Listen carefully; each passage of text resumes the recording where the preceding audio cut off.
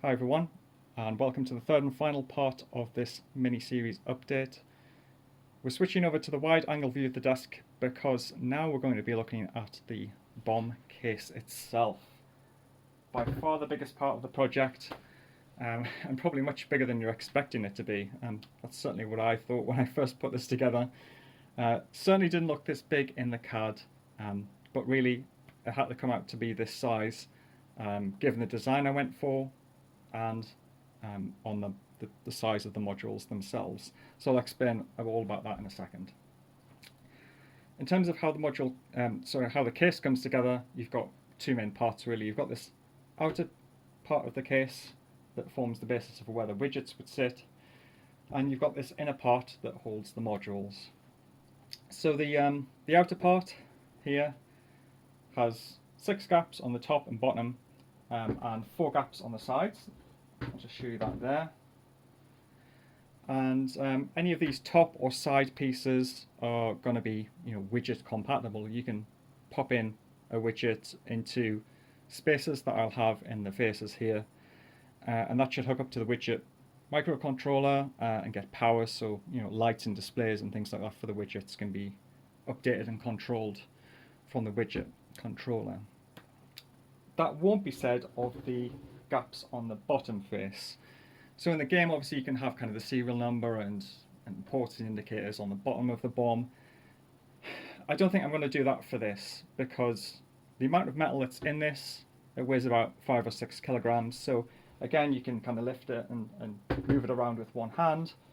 However, as rugged as all of this metal is, the modules inside them won't be. So if anything's kind of coming out further than the front face and someone's trying to tip it over to look at what's on the bottom, is very easily droppable, and the modules are not going to survive that.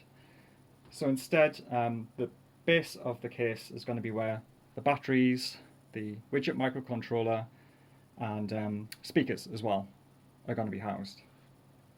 And because the extrusion is 20 millimeters, you've essentially got 4 centimeters between the outer face and the inner cavity where the modules sit. So I think 4 centimeters is plenty of volume for speakers and things like that to be able to be seated and installed. In terms of the inner lattice where the modules sit, I'll just pop one in for you to give you an idea of how that works. It's a very tight fit, but the module sits in like that. And if we go back to the old design that I showed earlier, where we had this, what would happen is I first popped that module in when I built the case, and I thought, God, it looks tiny. The case is absolutely massive, much bigger than I thought it was going to be, and this module just seems to get lost inside of the cavity. The puzzles themselves are going to look quite small in comparison to the whole thing. And that's because, again, we're measuring from the outer clips here, the 13 centimeters that I was allocating for the modules.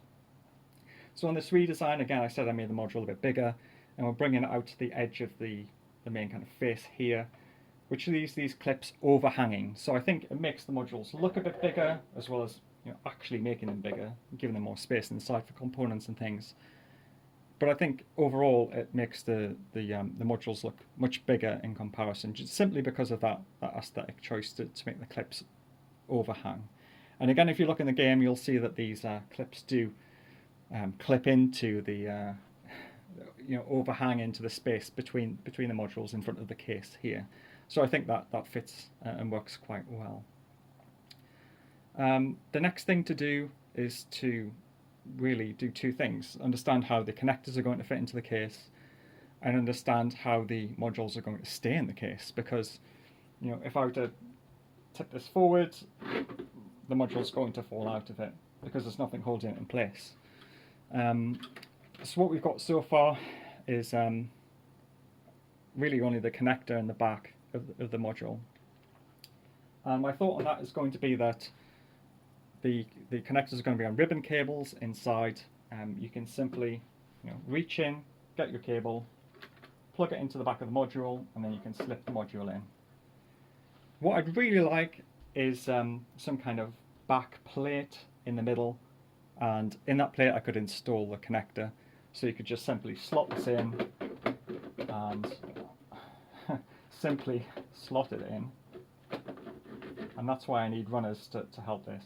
Slot it in, and when it gets to there, you push it, and in that last push, the electrical connectors would be made, and that module could get power and connect and talk to the other modules and microcontrollers that are connected.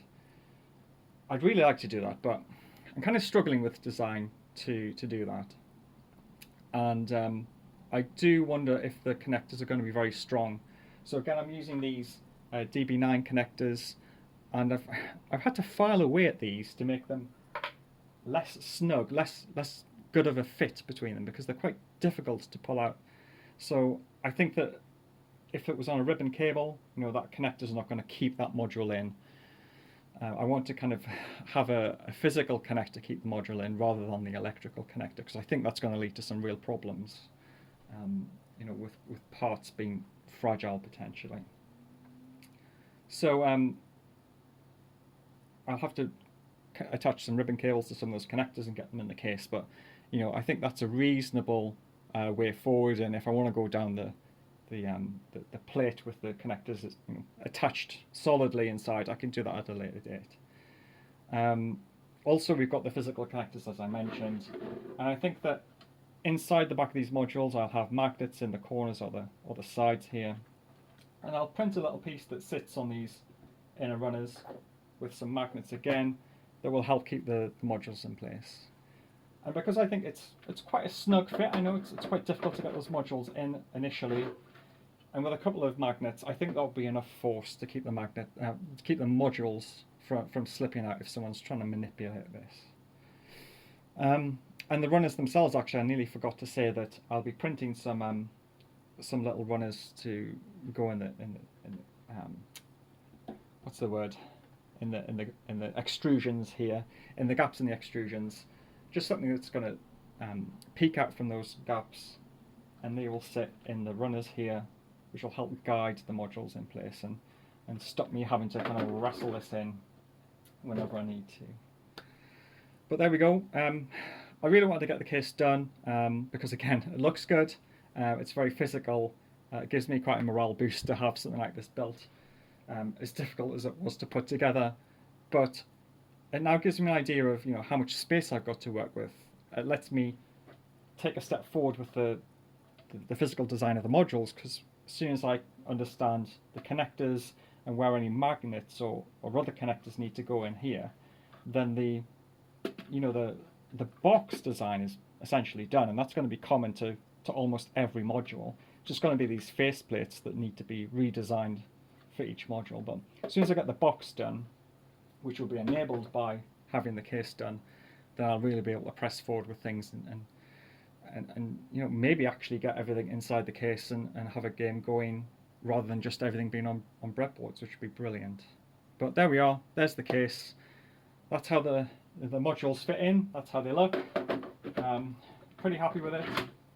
I don't think I'm going to make any major changes to this now. So there we are. Hopefully in the future you'll see more things sitting in here, and they'll be lit up. They'll be working, and we can play the game as it is. So thank you very much. There you are.